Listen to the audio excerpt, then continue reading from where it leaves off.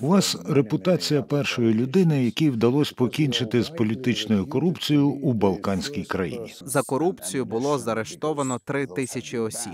Чому Косово підтримує Україну, якщо моя країна ще не визнала вашу? Історично кажучи, Сербія на Балканах досить часто імітувала Російську імперію. Чому сербська мова досі є однією з офіційних мов Косово? Зараз ви побачите інтерв'ю, яке Євгенія Таранченко і Андрій Куликов зробили з прем'єр-міністром частково визнаної Республіки Косово Альбіном Курті. Це перше інтерв'ю, яке прем'єр-міністр Косово дав українській радіостанції. Чому українкам і українцям важливо дивитися це інтерв'ю? Щоби знати, де у цій маленькій країні Косово беруться сили і наснага надавати допомогу Україні. На що розраховує Косово, коли надає таку допомогу? І на яку допомогу далі Україна може очікувати від Косово? Дивіться.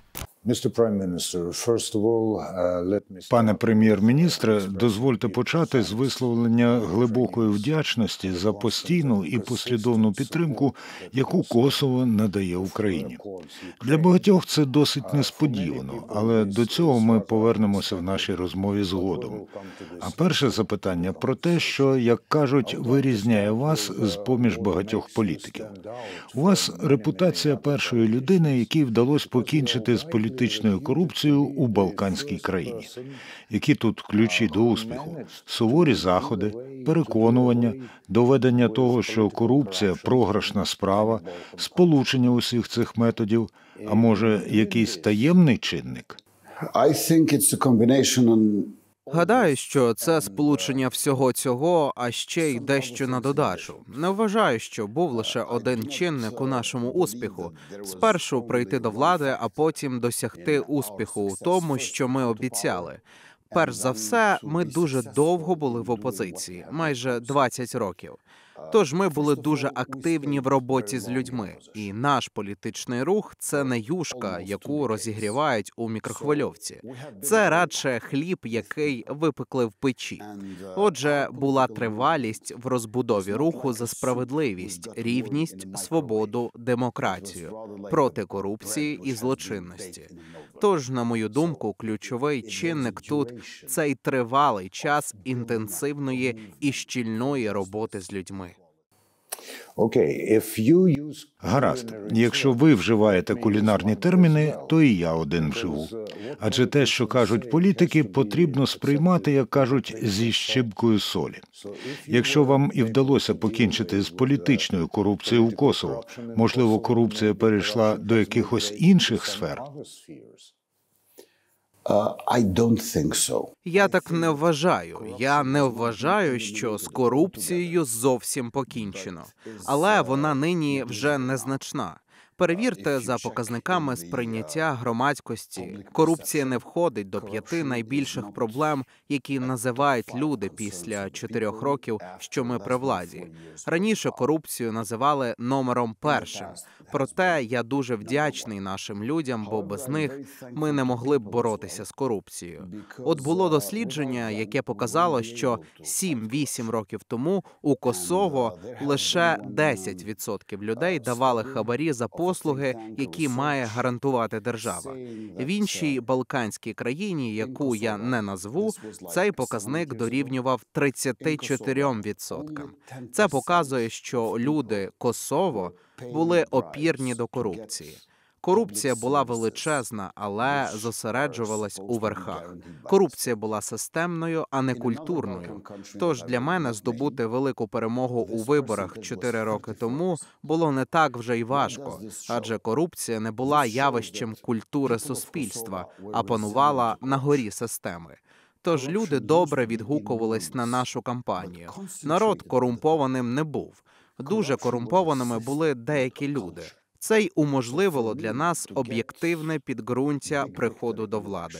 З іншої руки, я ніколи не сприймав лідерство як посаду, а лише як діяльність. Гадаю, люди це дуже високо оцінили, бо знали, що я вестиму ту саму боротьбу, що в опозиції, то й бувши прем'єр-міністром.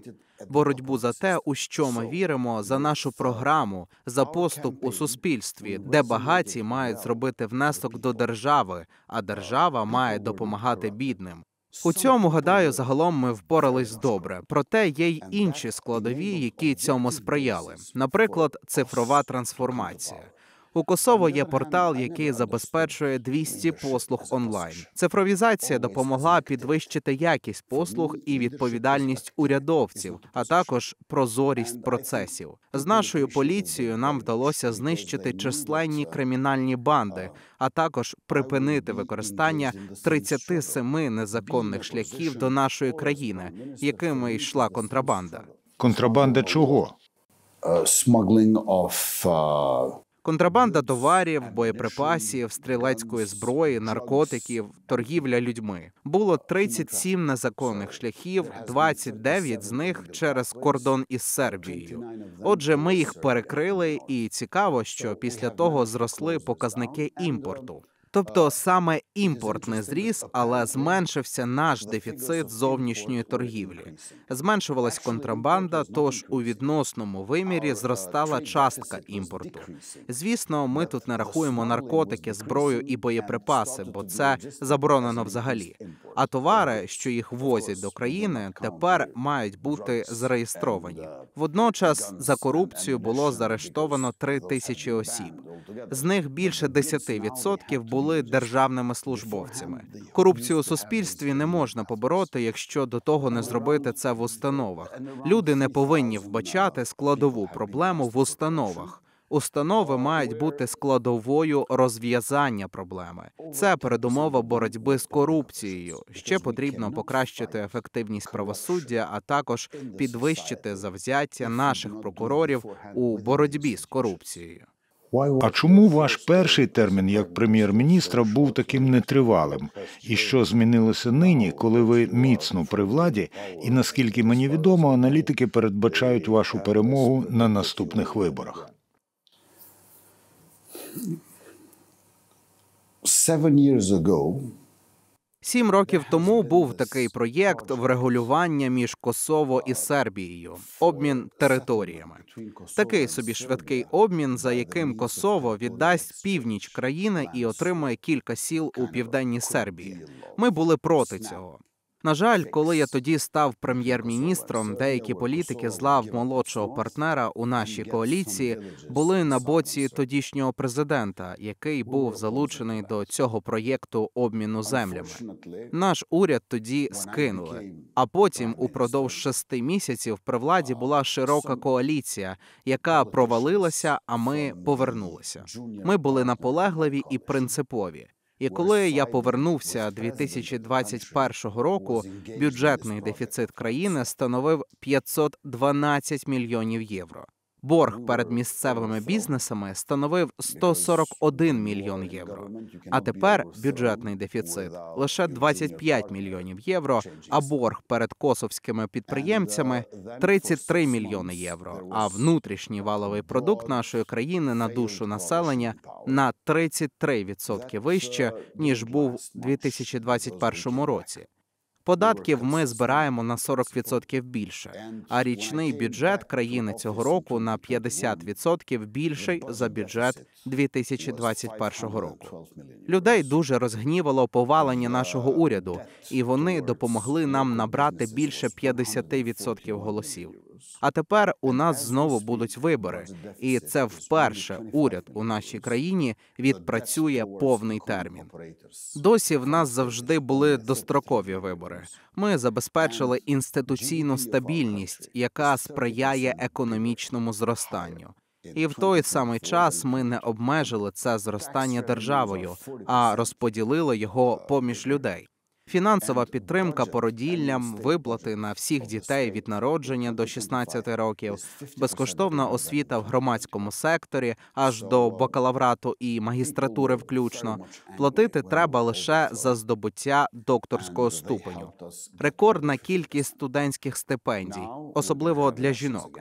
У природничих науках, технології, інженерії, математиці 50% студентки. Фермерам допомагаємо субсидіями субсидіями не лише відповідно площі їхніх господарств, а й відповідно продуктивності. Даємо їм субсидії на пальне для тракторів і на добрива. Тож у 2024 році кількість гектарів, що їх обробляють наші фермери, на 50% більша, ніж у передковідному 2019 році. Багато ми також інвестували в безпеку та оборону. Як соціал-демократу мені зовсім не хочеться витрачати гроші на військо. Але нам доводиться це робити, бо у нас поганий сусід на Північному Сході. Історію ми змінити не можемо, і географію не можемо змінити. Але ми повинні бути сильнішими. Шановні глядачки і глядачі, якщо вам цікава і корисна ця розмова та інше, що робить громадське радіо, підтримайте нас. Підтримуйте незалежну українську радіостанцію. Як це зробити? Детально в описі до цього відео. Будьте з нами. Ми з вами.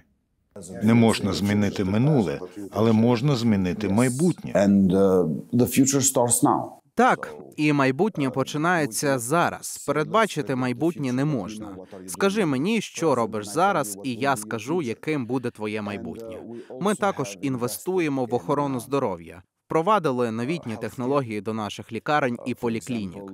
Збільшили вдвічі лікарську зарплатню, бо раніше багато людей лікарської професії виїздили з країни, переважно до Німеччини. А тепер пересічна лікарська зарплатня в Косово з додатковою оплатою нічних змін більша за мою зарплатню. 6 років тому зарплатня прем'єр-міністра була в5 більшою за зарплату хірурга, а тепер ці показники приблизно однакові.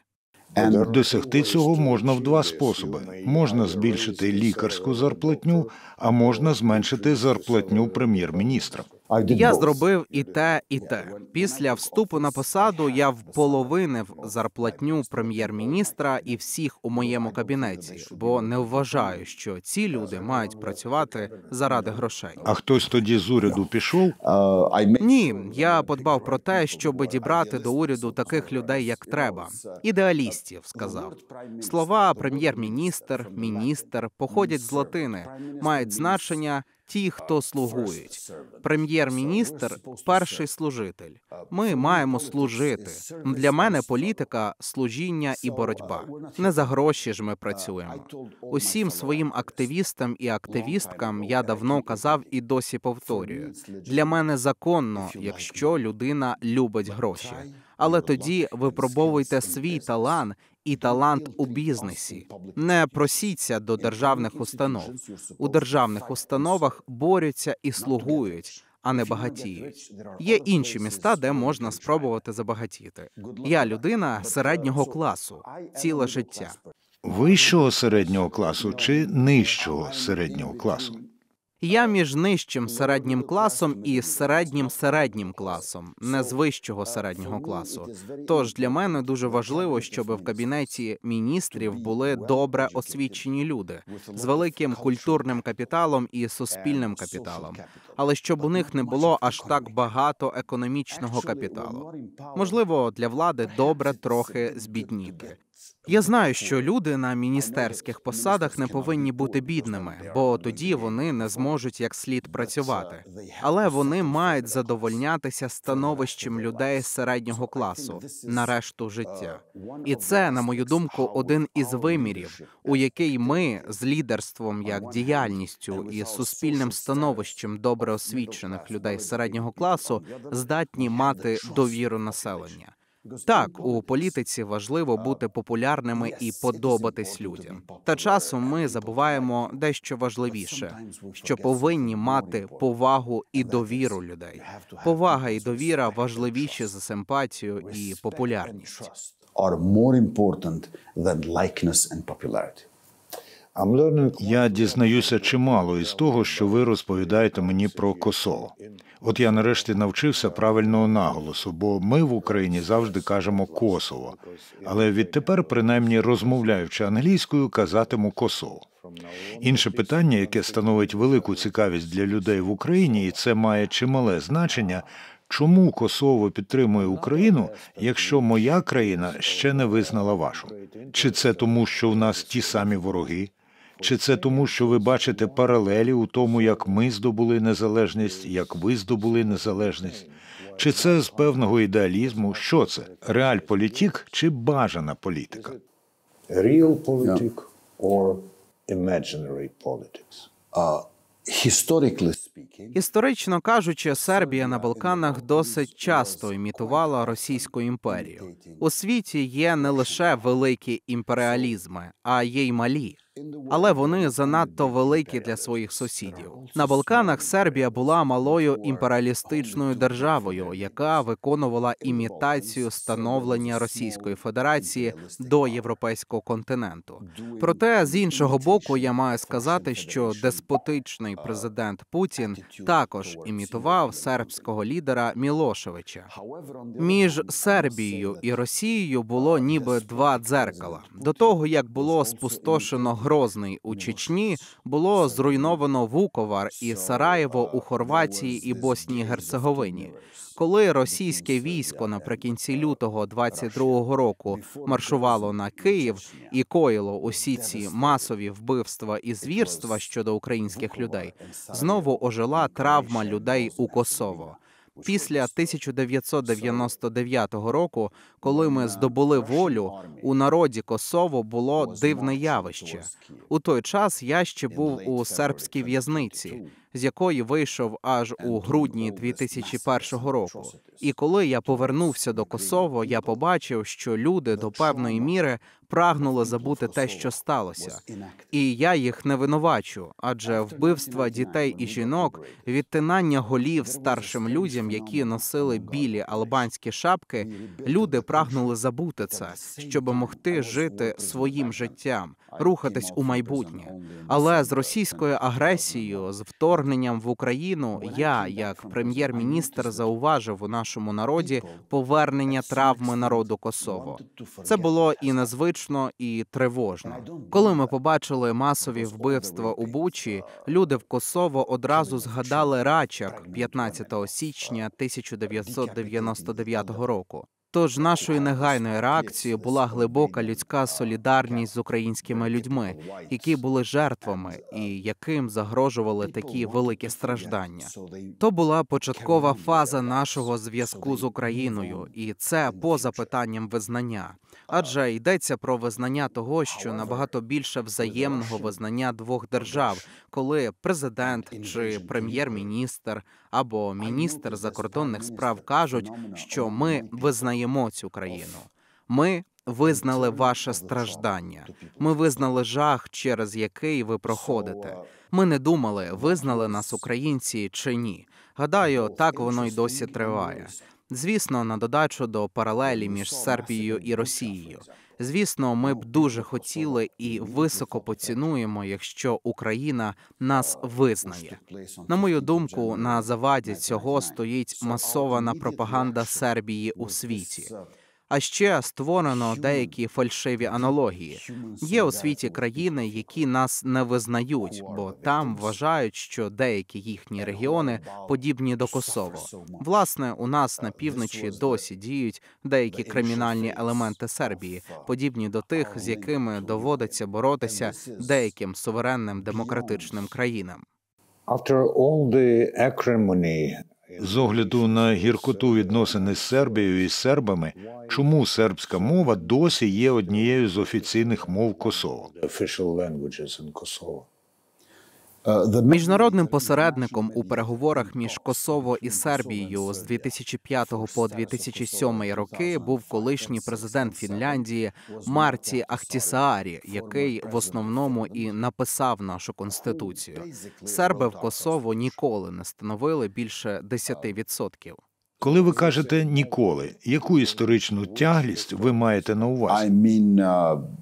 Принаймні після Другої світової війни їх, можливо, було більше 10% лише між двох світових воєн, коли відбулася сільськогосподарська реформа і колонізація. І тоді було королівство Югославія із сербським королем.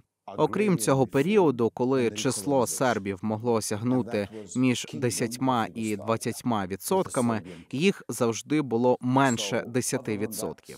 а сербська мова офіційно в цілому Косово. Бо Марті Ахтісарі, коли він в основному написав проєкт нашої конституції як пропозицію для сербів у Косово, писав його так, щоб проєкт був високо оцінений і Сербією. Щоб, зрештою, Сербія отримала для сербів у Косово стільки, щоб навіть Белград сказав: так, я визнаю незалежність Косово.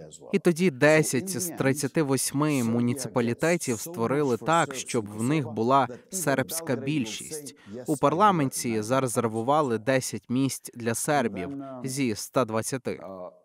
Наш суспільний мовник Радіо Телебачення Косово має другий канал, на якому все сербською мовою цілодобово 7 днів на тиждень, а перший канал албанською мовою не цілодобово. Він, звісно, в основному албанською, але не 100%. Там і сербською є, а РТК-2 100% сербською. В уряді один міністр має бути із сербів. Але от що, в мене зараз чудовий міністр серб, Ненад Рашич. Він один з найкращих міністрів мого уряду. Я проти сербів нічого не маю. А що ви робитимете, якщо не буде серба, який може бути міністром? Де знайдете тоді міністра? There are. Є такі серби. Є серби, які прагнуть інтеграції, але їх залякує Белград. І от я і Ненад Рашич, мій міністр серб, двоє людей, яких найбільше ненавидять у Сербії. На перших сторінках їхніх таблоїдів нас двох упродовж останніх 3 років ображали і вигадували про нас брехливі новини більше, ніж про будь-кого досі. А у той самий час у цілому Косово є 17 людей із сербської громади у місцевих зібраннях. І в моєму паспорті кирилицею написано «Республіка Косово» сербською мовою. А так не було, наприклад, у часи Республіки Югославія.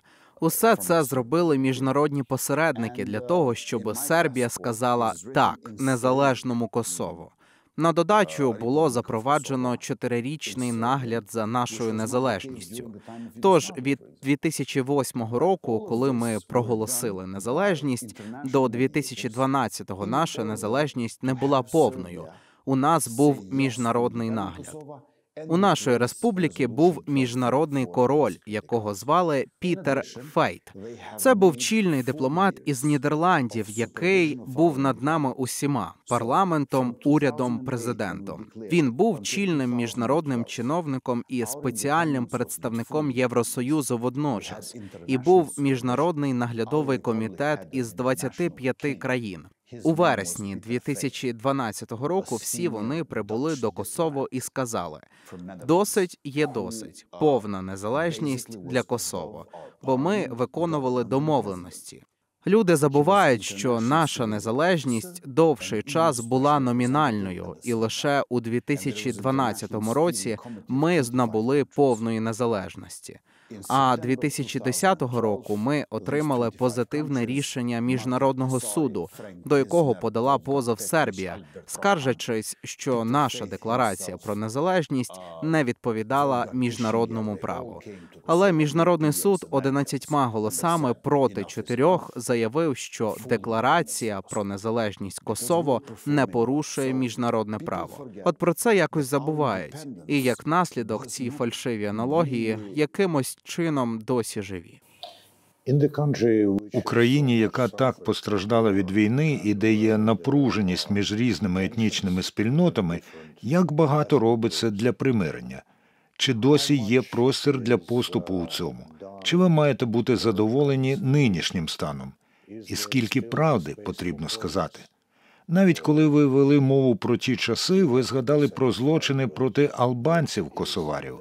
А що відносно злочинів проти сербів чи людей інших національностей? Почну з того, що у 1990-х роках на Балканах була боротьба. Ідеологічна боротьба, яку можна назвати боротьбою 2 книг. Одну книгу написав Роберт Каплан, її назва «Балканські привиди». Іншу книгу написав Ноел Малкольм «Історія Косово і історія Боснії». Теза Роберта Каплана, що всі народи на Балканах подібні на племена, для яких природний стан – війна, що етнічні відмінності спричиняють конфлікти. А отже, якщо балканські народи включати до імперії, можна забезпечити мир, припинення вогню і намагатись розтягти цей час на якомога триваліший. А якщо підняти ляду, негайно вибухне війна. А з іншого боку, теза Ноела Малкольма, яку я поділяю. Етнічні відмінності, як такі, не спричиняють конфлікту. Ми не тому воюємо, що відмінні одні від одних. Це політичні еліти заради своїх політичних та економічних цілей інструменталізують етнічні відмінності. Отже, проблема Мілошевич, проблема гегемоністський Белград, а не те, що ми різні. Ми не б'ємося, бо ми інакші. Албанці і серби разом на ринку, разом на заводі, в установах, на державних підприємствах. Ми не б'ємося, бо в нас різні мови. Але є центри влади, які прагнуть розширити території, заволодіти природними ресурсами, посилити панування. І вони у найжахливіший спосіб використовують етнічні відмінності. І я насправді не вважаю, що в Косово є етнічний конфлікт. Я не проти сербів. Сербія проти Косово, в якому я прем'єр-міністр. От у цьому вимірі я набагато більше сподіваюся примирення в середньостроковому терміні. Бо я не вважаю, що війни починають люди. Люди прагнуть миру і поступу. Однак, доки режим у Белграді очолює той, хто був міністром пропаганди в Мілошевича, і хто щотижня розмовляє з Путіним чи Лавровим чи Захаровою, справи дуже складні. Для примирення потрібне правосуддя, і я згоден. Після війни у Косово, особливо там, де відбулися масові убивства, були деякі акти помсти. З іншого боку, 80% сербів, які поїхали після війни в Косово, виїхали разом із сербським військом і поліцією. До війни в нашій країні було приблизно 200 тисяч сербів, трохи менше. Третина з них поїхали після війни, а 2/3 залишились. Правосуддя потрібне у всіх випадках, але щодо албанців, які вчинили злочини проти сербів, організовано це не було зроблено. У Косово діє місія ООН KFOR і місія Євросоюзу EULEX, які з'ясовують деякі з цих справ. Проте не усі справи. Є вбиті серби, щодо яких не з'ясовано, хто це вчинив. З іншого боку, було вбито більше 10 тисяч цивільних албанців. Було спалено або знищено 120 тисяч будинків. Було зґвалтовано 20 тисяч жінок. І правосуддя щодо цього взагалі не було і немає. А отже, для примирення потрібне правосуддя. Але я пішов трохи далі. Для примирення нам потрібне і майбутнє. Майбутнє, у яке ми віримо. І це майбутнє має бути європейським, тому що наш континент – Європа. Я дивлюсь уперед, уявляючи той день, коли всі люди на цій планеті будуть громадянками і громадянами світу. Але я не певен, що це станеться за нашого покоління. Можливо, цього досягне наступне покоління. Але наше покоління має зберегти наш континент. Ми дорівнюємо європейці.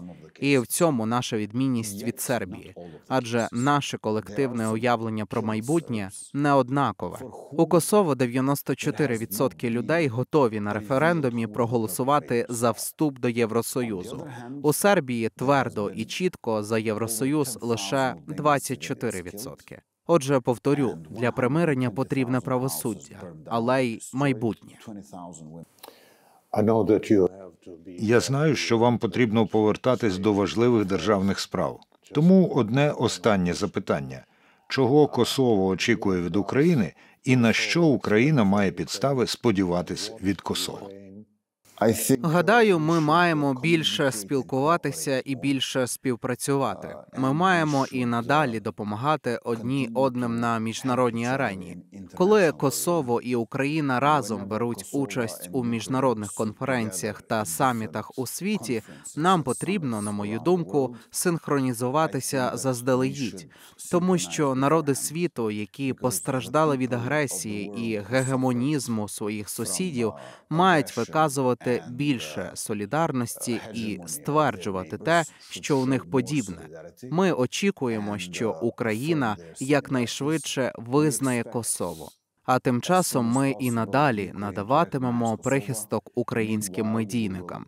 Ми зобов'язалися прийняти до 5 тисяч українських біженок і біженців. Наша армія і надалі надаватиме мінометні снаряди і вантажівки та інше, що можемо, українському війську. Наші офіцери і надалі разом із британською армією навчатимуть українських військових бойовій тактиці у межах програми «Інтерфлекс». І ще одне, чого я очікую у майбутньому. Народ Косово і надалі виказуватиме захоплення визвольною боротьбою українського народу і українського керівництва. І в такий спосіб морально допомагатимуть об'єднанню усіх волелюбних і миролюбних народів світу. Бо боротьба України визначить 21 століття. Дуже дякую. Дозвольте на закінчення сказати, що тривалість життя поколінь збільшується. Тож, можливо, і ваше покоління побачить те, що ви плануєте, або те, що ви хочете побачити. З вами був Андрій Куликов. Відеографія Євгеній Таранченко. Підписуйтесь на соцмережі, зокрема на YouTube-канал Громадського радіо. Дивіться, слухайте, думайте. Державний прапор України підняти! Щойно почався обстріл градами. Можете сфоткати план переніс. Поруч неподалік десь 2-3 каби прилетіло.